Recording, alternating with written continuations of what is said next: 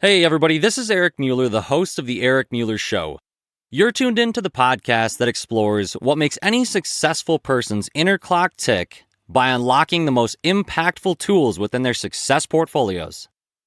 I'm joined today by Olly Wood, the founder of Body Reset and one of the most sought-after experts for coaching busy professionals and business owners over the age of 40.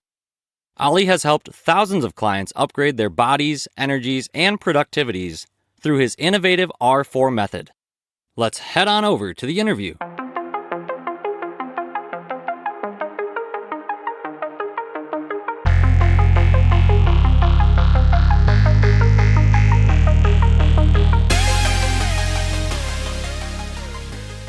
Olly, welcome to the show. Thanks, Eric. So good to be here. Man, it's really great to have you on here. I think that this is, listeners that you know me, I am 30 years old. I'm not quite to 40, but we're all progressing that way. Hopefully we continue to age. That's good news. So I thought it would be really cool to bring Olly on here to talk about his niche in terms of helping us stay healthy and productive as we get into the ages of 40 and beyond. And Olly, before we dive deep into this story and your expertise in the coaching space, we want to know what makes up your success portfolio. So if you're new to the show, let me just give you a quick background on this. I look at it like an investment portfolio is a compilation of investments that lays foundations for financial goals. Well, here on the Eric Mueller Show, we want to discover how successful people like Olly invest in themselves and build the foundation for their success in that way.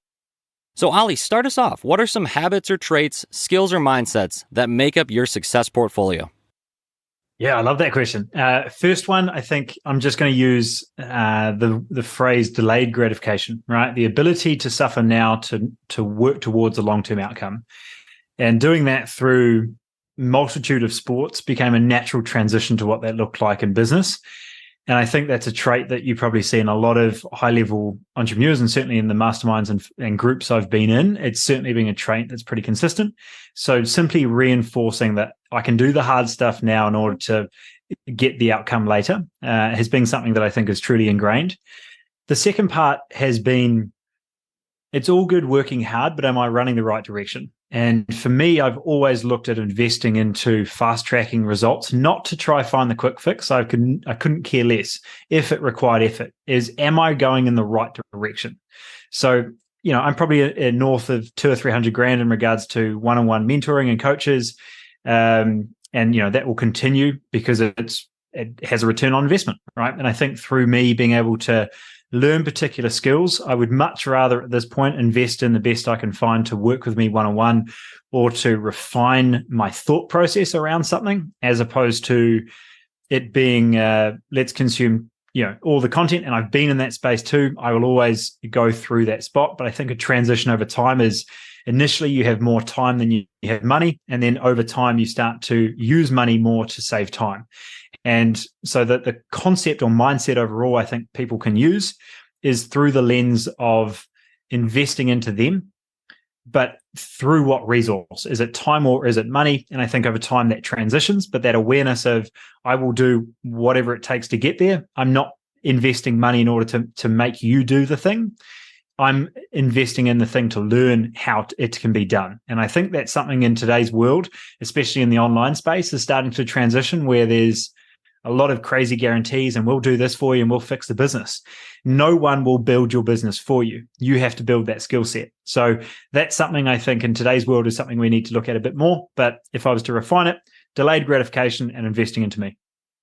Yeah, I love those points. And really, the piece on time really strikes home with me. I don't know if it's as I've gotten older, as I've got out of traditional schooling and have a, W-2 job right now.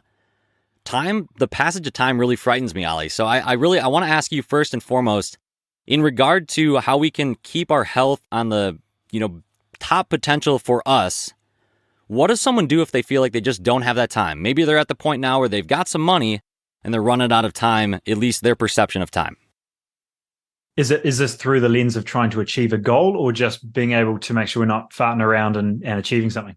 Let's kind of go on the edge of progressing towards the right goal in terms of, the health and mindset piece, professional development of oneself, kind of from the lens of maybe let's take it from like a mental health standpoint. Yeah, okay. Because I was initially going to go down the lens of having something written, have something tracked, and be truthful. Am I closer or further away from my goal? And if I repeated today 1,000 times, would I be closer or further away from my goal? And I think for us, many of us are like, yeah, I'm working towards it, and I'm justifying it through the lens of, I'm just working on this, or I need to get this out the way. But are you actually moving towards the goal? And the very classic example of this is someone trying to start a business is too busy trying to register the company and build out their business cards than actually find their first sale and justify, is this a business worth building? So when you write down those goals and you get 6 months down the line and you've been busy, but you're not actually any closer to your goal, I think there's a real hard check around moving forward. To tie this into your second point, and I'll try and make it into the first point, which is the mental health standpoint, is sometimes mental health is not you doing a 2-hour meditation. It's you doing the thing you said you would do that you're not doing, right? And this really ties into procrastination. It usually ties into stress.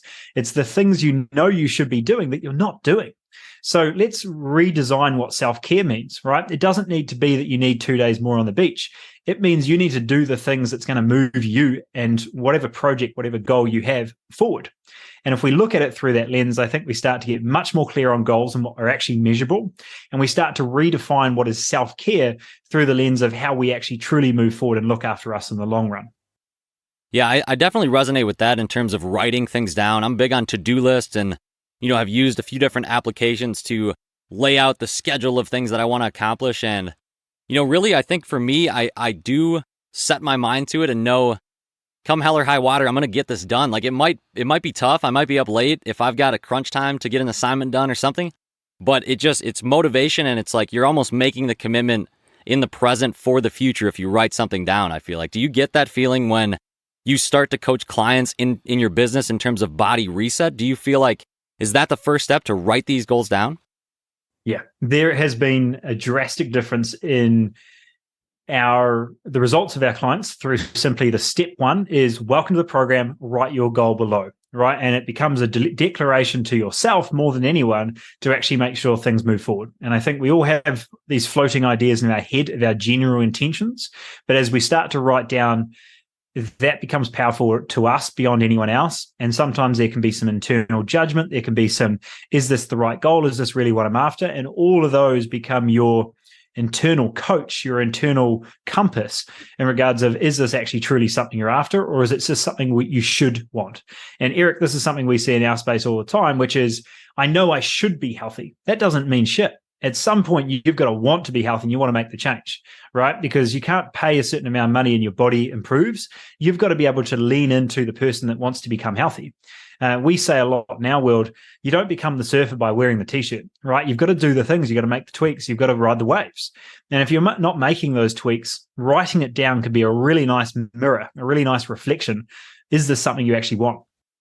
Yeah, and before we really get into the nitty-gritty of your business, one other question on top of that I just thought of was, let's say you write down your goal and you notice that throughout the process, it starts to shift.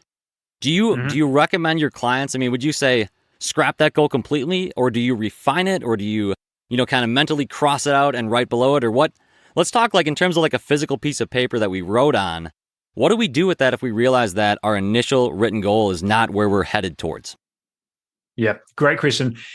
For us, I think it's clarifying how we design a goal, right? Because again, most people will just write a goal of, I want to run every day, right? And that becomes the goal. And if we walk through what that looks like, if we achieve that goal, right, and we've worked really hard, we've made sure we run every day. Let's zoom forwards 30 days. We have sore knees, we feel unmotivated to run. We haven't lost any body fat after the first week, and we're now going to give up on the goal. The problem is that we've set the goal based on a particular activity. We haven't based the goal on the outcome. And this is something that I go back and forth on a lot, because I think a big problem is if we go the other way is we focus so much on the outcome, not the actions required. So I'm going to break this down into two sections, which is we need to be locked in on the goal, flexible on the approach. And I think that's where coming in from, if the goal was actually truly to be fit, feel good in your own clothes and feel strong, feel fit, then that should be the goal. It shouldn't be running, right? That's just a vehicle to get to the goal. So refining the actions based on what are the steps I need to do in order to achieve the goal will be flexible over time, but making sure that we have, in order to go the other way, is we also need to clarify that we need to have as many action goals as we have outcome goals. And what I mean by this is, throughout the lockdowns, me and my partner watched The Last Dance, right? The basketball not documentary. Really enjoyed it. I thought it was really well put together. And I found myself getting to the end of that documentary, and I really wanted to play basketball, right? We went out and bought a basketball, shot a couple of hoops, and then it stayed in the garage like ever since, right? And that's something that we see inside of the health space all of the time, is we like the idea of being healthy, but actually doing the day-to-day task is not something we've thought about, right? It is said a different way. We glorify the goal and we have no intention to follow through on the actions required. So it's really the balance between the two. And the way that we tackle that for our clients to bring this back is, what are the feelings that we want to feel? What are the objectives that make those feelings justified? What are the skill sets required to hit that goal? Because usually if a goal is worth achieving, it's outside of our current comfort zone, right? Which I think for many people really starts to get in the way of this delayed gratification, right? Which is, I'm not achieving the goal. It's like, yes, because your best is not good enough yet, right? And when we look at it that way, we start to realize this is very much a character building experience. And then the last one, which is my favorite, what are the obstacles? And I think when we add those four lenses, right? Feelings, outcomes, skill sets, and obstacles, we start to get an idea of the actions required. We start to not just look through it through a lens of this is all going to be sunshine and rainbows. We actually look at what's going to get in the way of those goals, and we start to build a game plan to make it happen. Yeah, and I love that you use the example of running. I actually come from a running background, long distance running throughout high school and college, and so I've still training. I wouldn't consider myself to be in racing shape today, but I plan to run a full marathon soon and have my first full marathon under the belt. But yeah, really, you hit the nail on the head in terms of delayed gratification with just that. In my experience with that, I know I can speak to, you see people perform on race day, but you don't see everything that goes into it beforehand. And you sure as heck are not ready to run that race on day one, especially if you're just starting off for the first time. So I think that that's an important piece. I'm really glad that you shared that. Even on that point, Eric, where you talk about doing a long distance race when you were 20 versus 35 or 45, right? The amount of times we've done that with clients, and we start to realize, okay, everything you need to know, you need to put that to the side right now, because for you to learn right now, we need to unlearn what you think you know. Because Eric running at 20 is very different than Eric running at 35 or a 45, 55. And one of the transitions we start to see, certainly for myself, when I was in the rowing space or any sort of sport, it was like, cool, volume, right? I'm just going to run and do all of the volume possible. Whereas as we start to get older, we start to consider, hopefully, our joints. We look at strength. We look at making sure there's speed, right? One of the things I've noticed from previously in a triathlon background is, as people got older, they naturally started to do longer distances. And I thought, I can't wait to get older. I must get better in endurance, which is entirely the wrong perspective, because what happened is people simply got slower, so they would do it for longer, right? So as we get older, protecting that speed, that power, that strength component can be one of the biggest longevity markers for you to continue running or doing any sport endeavor you want.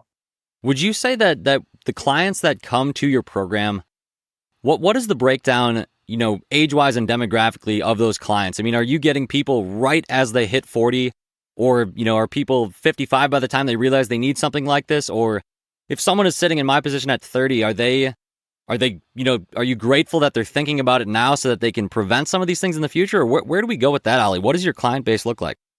Yeah, man. The sad truth is most people need 10 years to suffer in order to make a change, right? And, at 30, we've got a couple of clients in the program that they realize that it's only getting worse from here and they want to get onto it early. But I think one of those things, it's not necessarily that it gets worse in a way. I might even refine what I said. It's looking through the lens of your body starts to respond differently. And as you start to work with a different biology, it requires a different approach. So to answer your question more specifically around the type of clients, typically 40 to 55 is that main market. But we tend to find that females tend to join us around basically 39 to 48. And that typically is right at the start of the perimenopause, right? We're starting to see big shifts in hormones. We're starting to see how what they're eating before is no longer responding the same way. And especially on the training side, that tends to change. Whereas on the male side, it tends to be a lot slower death, right? Anywhere from 30 to 35, we start to see a 1% to 2% of testosterone that starts to decline. That's something that a lot of people, I think, are aware of. But it takes an accumulative, 5, 10, and sometimes 15 years for people to realize, hang on, this isn't working the same way, right? So I reckon there's, females tend to join us about 5 years before males, but that's typically because there's a more drastic shift in hormones and potentially more of a preventative focus on health, as opposed to men that unfortunately tend to be more reactive. As I've been slogging my guts for 5 years. This is no longer working like it used to, and now I'm going to change my approach. Right. Yeah. Thanks for clearing that up. Yeah. So I think let's take it from a client joining you from the first time. Let's say that I'm Eric now, and I'm 45, so I've had 5 years of suffering since I turned 40, and I realize training for my marathons is really hard now. Share with us what you would start with in terms of resetting both my thought process and, my physical approach to the training. And you might tie in the key components of that 4-step system for upgrading body energy and productivity with the R4 method. Yeah. So with every single client we work with, we're always going to start with an assessment of, the classic medications, supplements, sleep quality, bowel movements. Where are you sitting overall to make sure things are healthy, right? We always want to focus on whether it's more of a body composition goal, which would be 90% of the time, or more of an endurance performance-based goal. Obviously, the other 5 to 10% of the time would be getting the body healthy first, so it actually feels like you're operating with it on your side, rather than feeling like from day one we're just slogging you with more volume, more activity, less calories, right? And I think this is something where thermodynamics certainly play a role, but if you think this game is entirely calories in, calories out, if you hit your mid-40s, you're going to be sorely disappointed with the results that you've left on the table. So for us, going through that R4 that you referred to, we go through our reset, repair, restore, and then reinforce phase of that program. That reset and repair entirely focused on front-loading health, actually getting Eric's body back on his side first before we look at any performance metrics, right? It's a classic quality over quantity game. So we're going to simply start with, what does your day look like? Where do you feel that you can get training in consistently? What parts of your day feel sluggish, under-recovered? All of the metrics. There's going to be 100 different sort of checkpoints or touch points that we're assessing over that first month in regards of how is your body functioning well. But the overall concept is going to be a case of, are you sleeping well and where's your energy? Those as 2 very simple feeling markers allow us to get an idea of how is Eric's body actually operating, and building an overall complete assessment of what's actually going on before we dive into our blood work and do a much deeper biomarker assessment of what needs to move from simply normal range into optimum to get you back to a high degree of recovery, energy, and performance. Okay. Yeah, that certainly makes sense. And those of you listening, if you go on the website, you'll be able to see, right on the homepage, essentially, there's a link to get to a YouTube video. It's just right embedded in the webpage, and it's less than 2 minutes. It really cleared up a lot for me as far as what's the overview of this 10,000-foot view of it. So I highly encourage you to check out the show notes for that. And Olly, I think at this point, I really want to maybe switch gears and talk about your story, or what led you to start this. I know that you were a personal trainer for a number of years prior to becoming an entrepreneur, but really every entrepreneur's got a story, and I want to hear yours. Yeah, man. For me, it did start. I actually came from, all through high school and uni, I was, or college for you guys, it was very much down the business degree standpoint, right? I thought I'd be a classic corporate professional in that spot of, I was studying all things economics and international business and all the usual points there. And I found myself moving into a personal training space on top of this. And this actually, coming back to your point, I invested into my first coach. It was about a $3,500 investment as a student in his second year of study, in order to make sure I was running in the right direction. Now, it started off as a personal, essentially exercise coach or nutrition, essentially like a health coach, and then moved into more of the business scenario because it was, one, I was looking at it through the lens of, okay, how can I optimize my training, my movement, my fueling in order to make the most of this scenario? But then it also became a case of, okay, he's doing this at scale. How does this work? So as I moved into the personal training space, there was a huge focus on, if I'm going to do this properly, I'm going to be the best I can possibly be. And there's probably some ego to that. There's some competition behind it. And I think looking at business like competition at some degree is beneficial, right?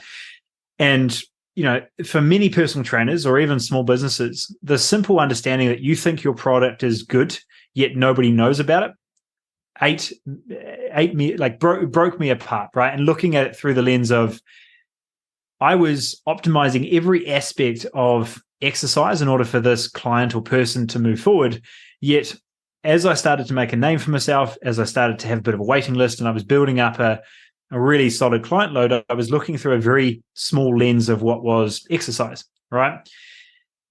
Once you start to build that sort of base, you start to naturally see that you're working with more business owners, more busy professionals. And I became very aware of these guys were getting stronger. They were enjoying their workouts, but they weren't changing. And this awareness towards the amount of stress and inflammation that they were walking through the door with that was being entirely unaddressed and simply they were unaware of became a really good place for us to start.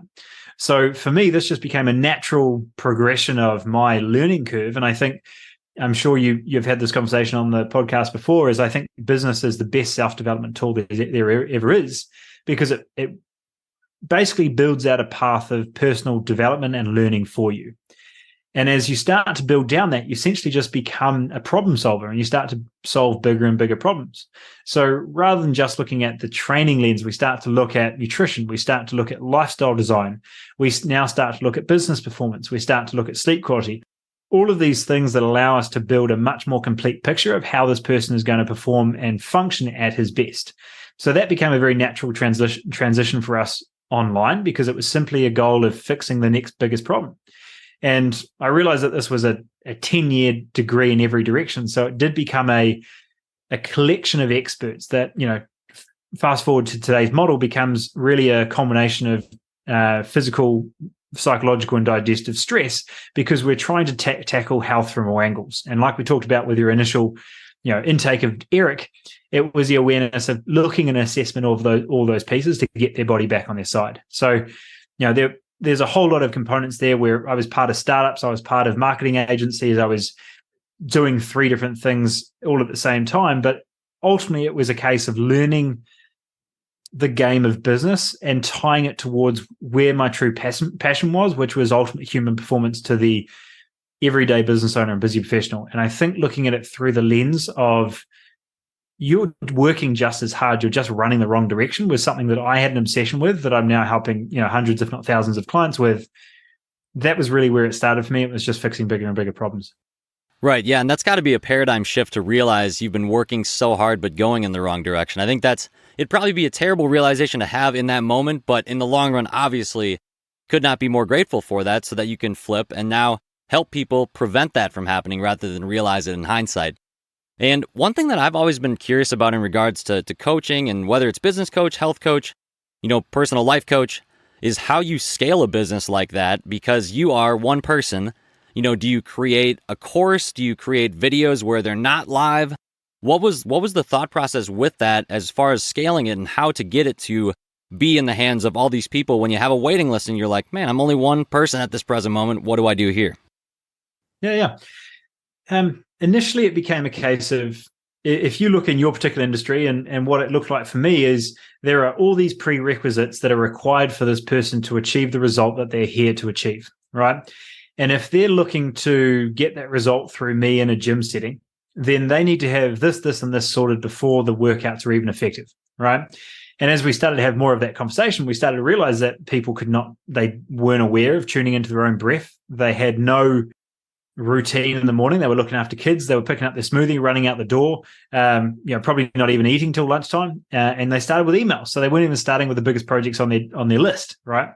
So it became a conversation of, okay, I'm building up this bank, this membership vault of key resources and steps that these clients must take in order to get the result with me. So the design of that framework became a building and refinement over time of what are the key steps that are required in order for this person to get the result, ultimately, at the end of the day. Now, where that becomes really beneficial, and the one thing I think I did right, is then you have a method. You don't just have the one mechanism, right? It's not like it's just you need to do keto and then you nail it. It's like, well, there's so much more to this that we need to consider. So having a method that allows you to go from A to Z, knowing these are the steps in this order that are required, allows you to look at health optimization, or in your particular industry, in a way that there's a sequence of steps for someone to follow. And when you look at it that way, you're starting to consider the variables of, for this particular niche, this particular person that I'm working with, it's no longer just about more information, right? We live in a world that there's so much information. Even if we tried, we wouldn't get through 1% of it. The goal is to make it one, accurate. And if you start to build a brand and name for yourself, then people trust you that what you are saying is accurate. But there's a further step to take, which is relevant. And when you really step on relevant, you start to talk to Eric as a 55-year-old business owner that needs to get his body back on his side. And when you look at it through that lens, you realize that Olly has the exact framework for that particular individual. He doesn't have the framework for the 25-year-old Olympian, but he has the framework for the person I'm looking for. And that just allows you to get very confident with the exact person you're working with. And one of my mentors told me, you simply need to outwork yourself down, right? Getting to the point of how you're building towards a space of you've done it so many times that you know that exact framework for that exact individual. Yeah, that was something that immediately drew my attention when I was researching you and your company, was that such narrow niche focus of, I help people this age with this exact specific problem. And that, to me, like, really from learning, entrepreneurship and talking to successful people on the show, that's how you win and that's how you succeed, is by having that narrow focus to become a go-to resource or an authority in that space.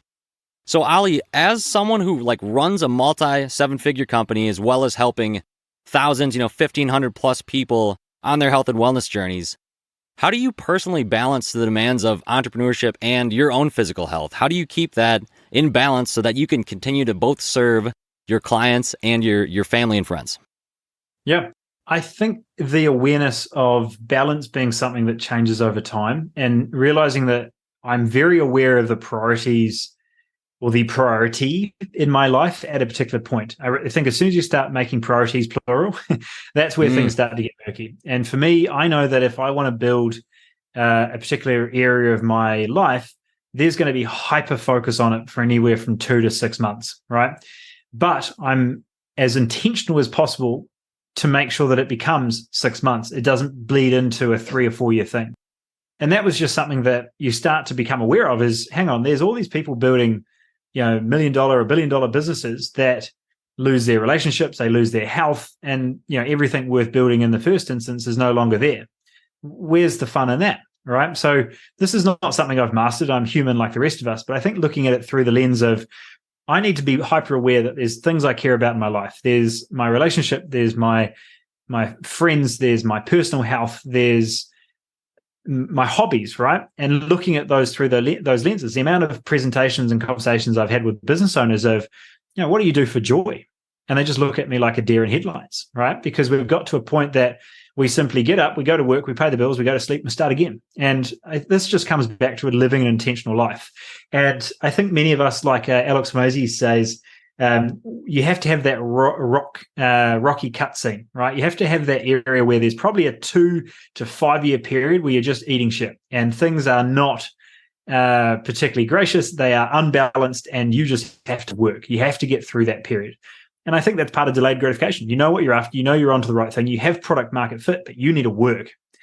So there's absolutely periods there where I've really felt that, ironically, as a health coach, I was starting to age quicker. My health was going downhill. I was eating relatively well, but I went from essentially 220 pounds at 10% body fat to very much maybe 190 pounds at 15% body fat, right? So again, it's a standard. It's not like I was 30% body fat, but it was a level where I was starting to really see my health decline. I was starting to see my relationships weren't as connected.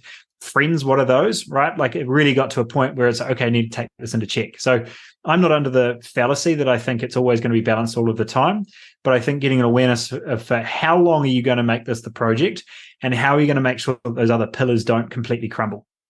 Yeah. Do you ever experience, what people would call imposter syndrome in a situation like that, as, like the expert on health and wellness, and you yourself are feeling the decline of your own health and wellness? Does that kind of rock your world a little bit initially, to think, like, gosh, do I even know what I'm talking about? Did you ever feel that way in terms of your journey? Yeah. For me, I was just incredibly grateful that I was in the industry I was, because I was hyper aware of why my health was in the spot. It wasn't that I was questioning, why am I not healthy? What's going on? I knew exactly what was going on. I was working 100-hour weeks every day, not sleeping, and doing everything possible. I knew it was there.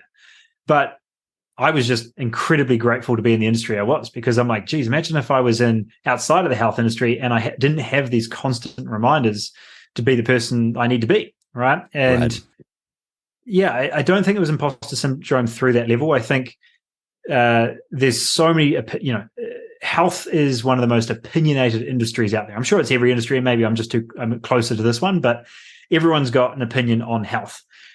For us, it simply became a case of, because we had so much volume, so many results, so many testimonials, it was just a case of, well, this is what's working for my clients. So you can question it all you like, but I'm seeing the best results with this because I'm not, emotionally attached to it being keto or fasting or paleo or whatever it is. It's that plan. And we've always kept it to be a method, which means that it's a adjustable sequence for the individual. It's not every person in my program's on keto. Right. Right. And making that shift allows you to have a level of conviction of you've just got so much proof that that's working. Yeah, exactly. And another thing that you made me think of, a previous guest of mine, Jeff Madoff, had shared in episode 43. If you haven't checked that out, please do so. He spoke on the fact that nothing creative can come out of a sense of balance. I asked him about work-life balance, and he's like, I don't think anything creative can come out of balance. Like, what is balance? And so that got me thinking in terms of, I'm sure you've experienced this too, Olly, but as you're building your business, you're building your brand, you probably notice it kind of starts to bleed into, your life. And Olly is, what is Body Reset? And it's synonymous, you're tied to it in your name and likeness. And maybe not so much with someone working, a W-2 job. Maybe you feel a little more disconnected, but I at least can feel it in terms of my journey with my buddy and I have a company online where we help pharmacy students and pharmacists pass a law test. We're starting to kind of feel like this balance between entrepreneurship and work life and that type of thing. It's not really so much about balance. It's like, hey, we actually genuinely love doing this. And so we want to push into more of that. So I'm sure you experienced some of that too in your journey building this brand. But what advice would you give someone if they aren't sure what their niche is yet? If they know they're interested in being a business owner, being an entrepreneur, but they just don't know what area to pursue? For me, I think it comes out of a level of, one, you haven't found that person yet. And I think that's a very real awareness when you're starting out. I had this conversation with a personal trainer the other day, and I asked that exact question, like, who is your individual client? And they basically, went on to describe every single possible person that could walk into their gym, right? Yeah. And I think that's where most people start. And I certainly had, we went through a phase of, anyone that wants to weight train. And then we went down to a phase of, well, who wants to be most effective with their time? And then what kind of roles do they have? And then it just became iterative from there. And there were tweaks and pivots and turns along the way. I can't tell you how many times we've adjusted that, but it simply became an awareness of who do you enjoy working with the most. And I think that becomes a really easy lens to look at. If you take away the scarcity mindset of what if I say no to the person that I need to work with, that itself is one of the biggest obstacles, right? It's like, this person's asking, I can work with them. You can still work with them, but realize that your outward message needs to be towards the person that you can serve the best, not just in your best interest, but in theirs too, right? Because there's always another generalist out there that will happily take them on. But if you truly want to become, and it depends on what level of coach you want to become. But if it is really something where you're trying to build your own method, your own brand, something where you are trying to create your little segment in the industry, there's a level of refinement that I think give yourself permission to trip up along the way and listen to the clients you're working with, find the ones that really give you energy, set up a little rating score after you get off calls. Which one gave me energy? Are there calls that drain you and you feel like you're putting all the work into the call and they aren't, versus the other ones that you get on the call with and they're like, I've got it, I love it, moving on to the next step. And you're like, this is amazing. Yep. And the more you get of those, it's just going to be iterative, and still now I'm going to have a client or two that I'm like, okay, I don't think they're entirely a good fit with the brand. But if I've got 99 out of 100 that are coming through that are like, this is the person I want to work with, the quality of a program becomes the quality of your clients, right? And when you start to refine based on that starts to give you a level of confidence of you're simply serving both yourself and the client better for refining, for focusing. And I think just giving yourself permission to do that over time. It took us 5 years to find our audience that we now work with. It wasn't a 2-month thing. And I think there's a lot of, that first sale, right? And that first, like, this is a good fit is the hardest part. Yeah, and really finding out that ideal avatar is one of those, kind of buzzwords you can hear in entrepreneurial circles is, who's your avatar? What are you targeting? So it's helpful for me to hear that as well. And kind of goes back to the earlier point of delayed gratification of, you you got to suffer through some shit to be able to get to where you want to be and see if it's going to work. And if it doesn't, like we talked about earlier, either scrapping the idea or refining it in your goal and progressing towards the right direction. So Olly, I have, kind of another angle to dive in to find out a little bit more about how we can emulate some of the success you've had in terms of the process. And that really, for me, starts at understanding what the definition of success is. I think it's helpful for people to hear, people define it, people think about where has their definition shifted? Has it changed over time? So Olly, what is your current definition of success today in terms of your personal life? And how has that changed, if at all? I think it's changed massively. For me right now, it's really just fulfillment, right? It's making sure I'm working with the people I want to work with in the time I want to work with, in the location I want to work with. And I think that's just a level of freedom that you start to get closer to.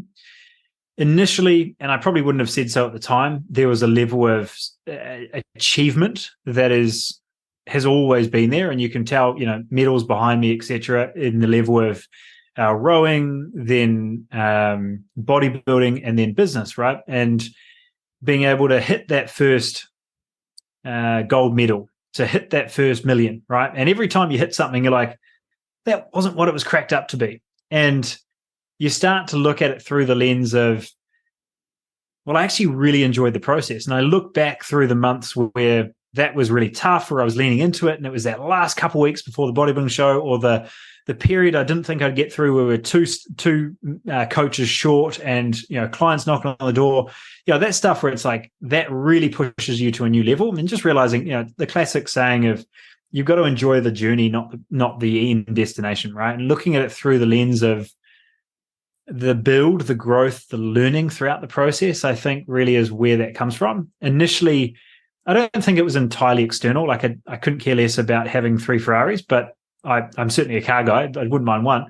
It was really looking at it through the lens of building something to really just back up my work ethic. I think at the end of the day, it was just like, I want to prove that I actually am really good at this, right? And I think that for a lot of people is they just, you're in one of two categories. One, you don't know what you want to do, and you want to make sure that whatever it is becomes successful and big, and you want to make sure that you're recognized for that. The second one is you've found your passion. You know what the thing is. It just doesn't have traction yet, and you want it to be bigger or more recognized than it currently is. So it really comes back down to appreciation and status, I guess, at the end of the day, is what most people are looking for at some degree.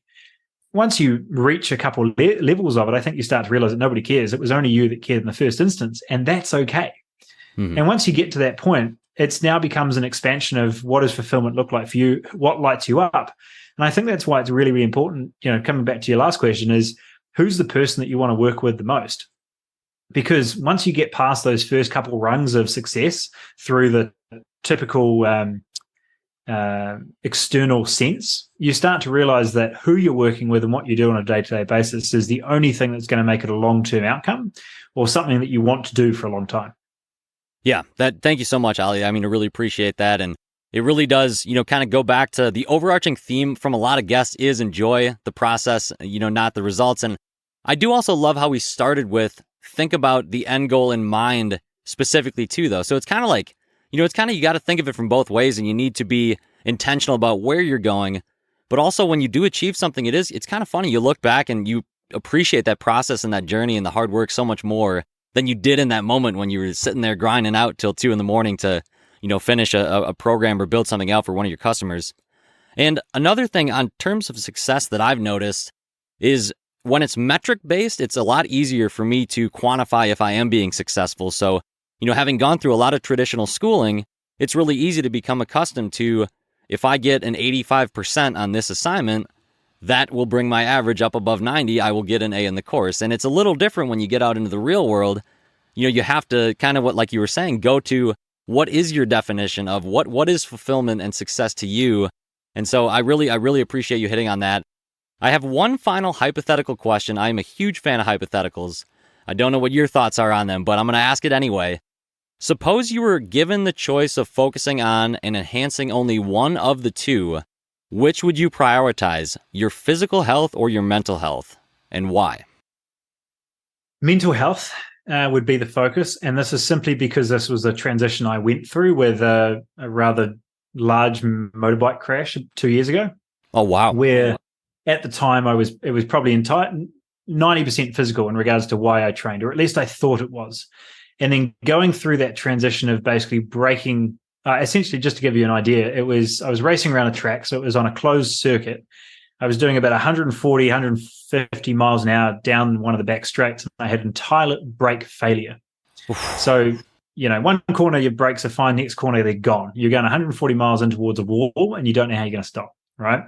Woke up on the other side of the track, 30 meters, I don't know how many feet that is, but a long way away, half a football field away from the track, with quite a few muscles and bones and things broken. Actually more soft tissue than bones. And I've just gone through my second surgery about 13, 14 weeks ago. So it was I thought it was better 18 months ago. It wasn't better. Next surgery, right? So it's been a huge process. And really for me, taking away exercise, even for a short amount of time, really forced me to look at how I was coping with life, right? And I think many of us have some version of that. It might be just our little hot coffee in the morning. It might be alcohol. It might be drugs. It might be exercise, right? And there's all these subtle little addictions or reliances on things throughout the day that most of the time we're not even aware of. And that in itself has allowed me to look at health in such a different sphere, where most people just transitioning your addiction from coffee to a morning walk might still be an addiction. It might still be a reliance, but it probably is a little bit more beneficial, right? Probably, yeah. Yeah. And being able to build that space of just what are those non-negotiables? What are those anchors in your day that allow you to just feel better? And feel better, I'm intentionally keeping nice and broad, because feeling better could be energetic, it could be motivated, it could be focused, productive, all of those words that allow us to just feel a little bit more in tune. And I think for me, exercise has always been a way to feel in tune with my body.